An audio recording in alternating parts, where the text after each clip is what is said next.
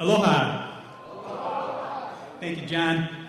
The top 7 intelligent communities are the 7 communities around the world who use broadband efficiently to create jobs, to develop social progress, and to use a broadband in such a way that the rest of the world can look to it as a means of creating a community for the 21st century.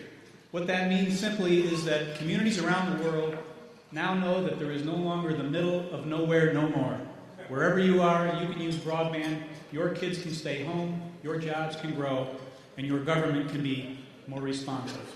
We study that at the Intelligent Community Forum. It's a think tank founded originally by the satellite communications industry, in which I am now a proud co-founder of. And each year, we give out awards. For those of you who aren't familiar with us, let me tell you a little bit about our top 7 intelligent communities.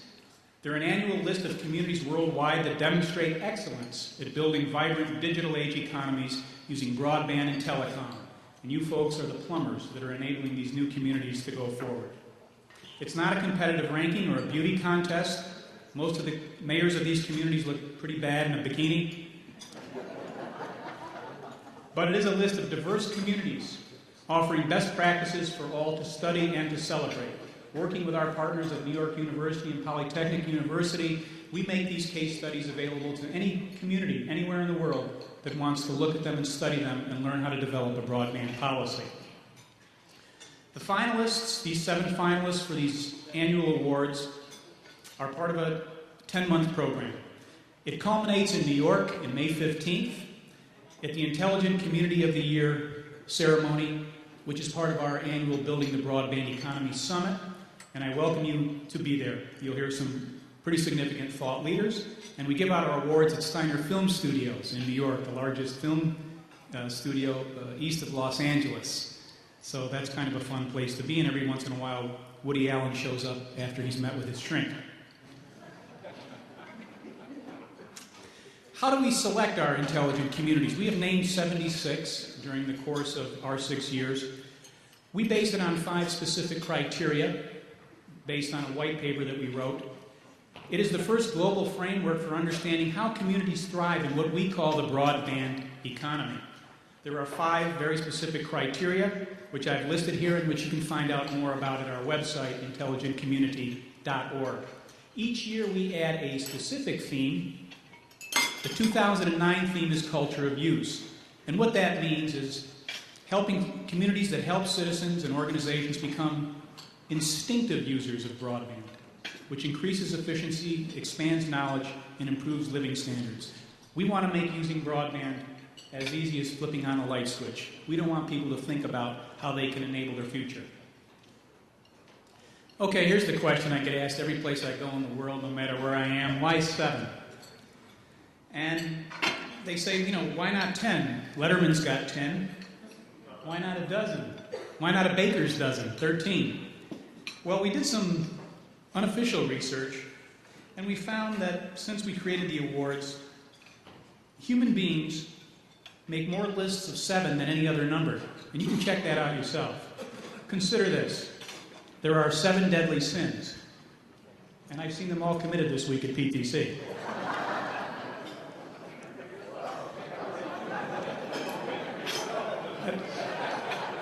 And I just heard 5 people confess. There are 7 wonders of the world, 7 liberal arts. There were 7 sages in ancient Greece. There are 7 virtues, no doubt to balance the deadly sins. And if we are highly effective people, we have... Thank you. And of course, in one famous account, it took 7 days to make the world. And that's remarkably efficient. So 7's a good number. Since then, by the way, the world has added many more lists. The 7 wonders of the industrial world, the 7 wonders of the underwater world, and in true American style, USA Today offered a list of the new 7 wonders of the world in 2006, and I'm pleased to say that one of them is in Hawaii. And you can look it up in Wikipedia.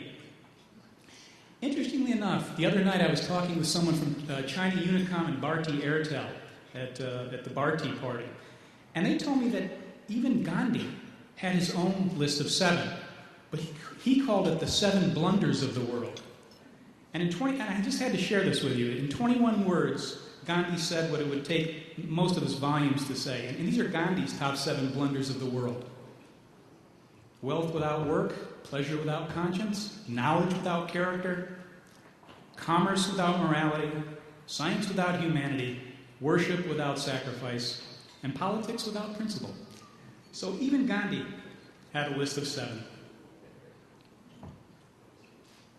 So 7 is a lucky number, as we all know. 7 seems to be the luckiest number, and we know that the 7 communities named shortly will consider themselves lucky, but we know better. We know that they will be named because of their incredibly hard work and their dedication to building community. Our selection process is rather complicated, but we received nominations from around the world. We received about 450 this year. There is a qualitative review by a committee and a selection. That first group, which is called the Smart 21, are the group that is now in contention.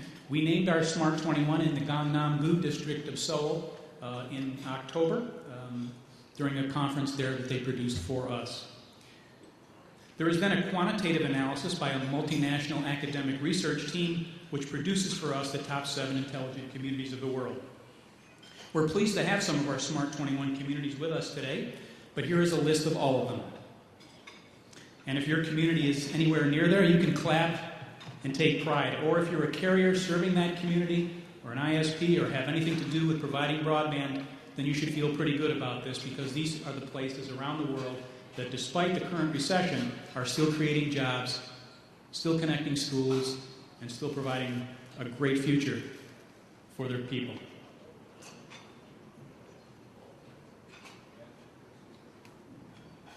Hold on. These are the 21. And I think it's useful. We're actually taping this right now and streaming it, that those 21 who aren't here and are watching should get one final round of applause.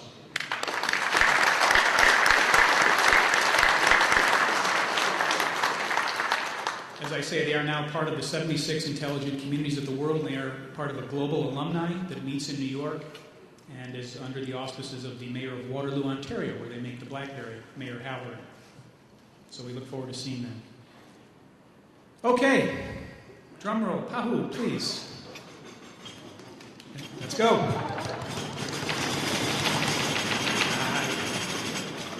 I love Hawaii. Number 1. Anybody want to guess? Bristol, Virginia, United States of America.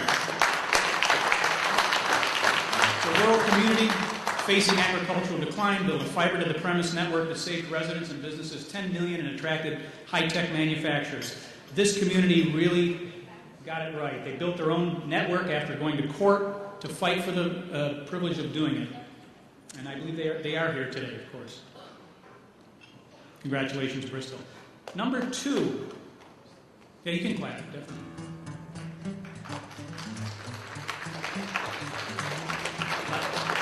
Eindhoven, Netherlands. Population 297,000. An industry hub. Where's that music coming from? I feel like I need to dance with Michelle Obama. What is that?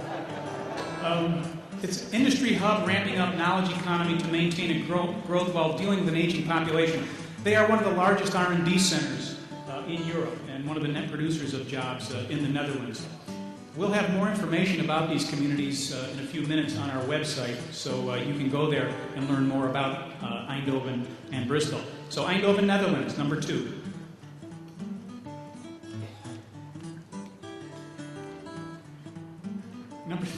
Number 3. Fredericton, New Brunswick, Canada. The gentleman standing up right there is the mayor of Fredericton, Mayor Woodside. Congratulations, sir.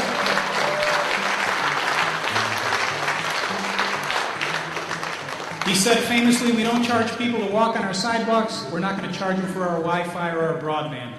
You go there and you'll see the community of the future.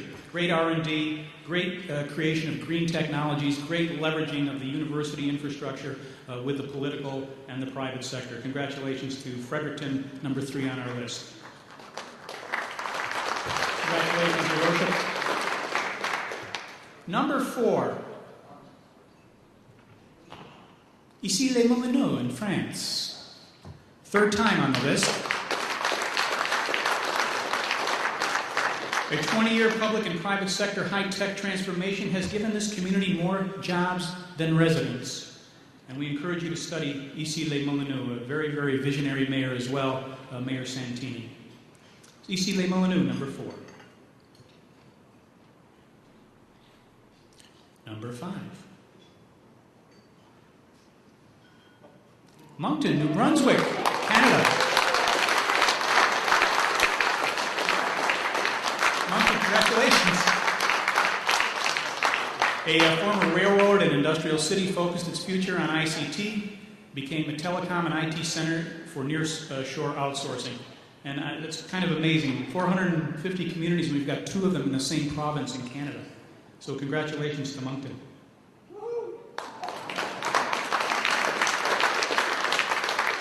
By the way, they were cheering because it's just warmer here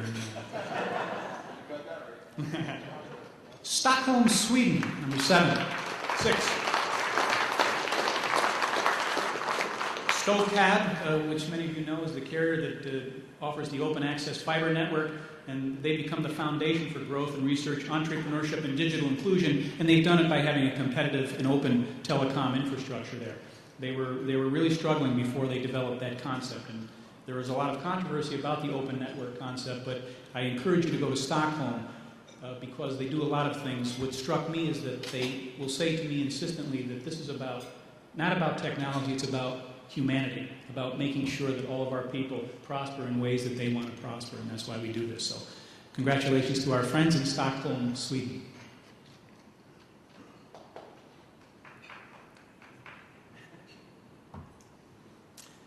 And finally, still staying in Europe, Tallinn, Estonia, home of Skype.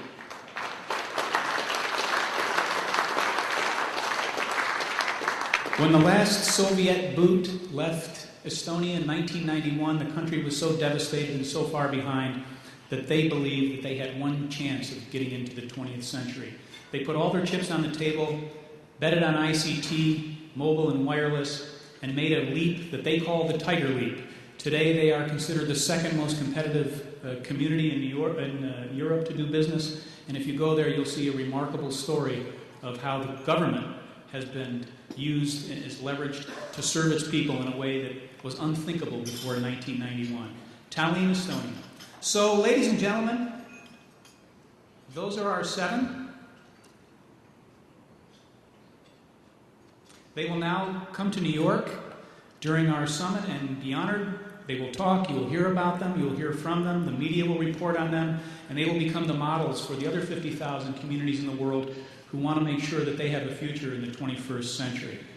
And I encourage all of you to, as I say, come to New York, attend our summit, meet the top 7, and find out how they're leveraging telecom, how they're using and buying services to keep the kids home. So that's what we do at the Intelligent Community Forum, and I'd like to, for our international audience, give one more hand to the top 7 intelligent communities of 2009.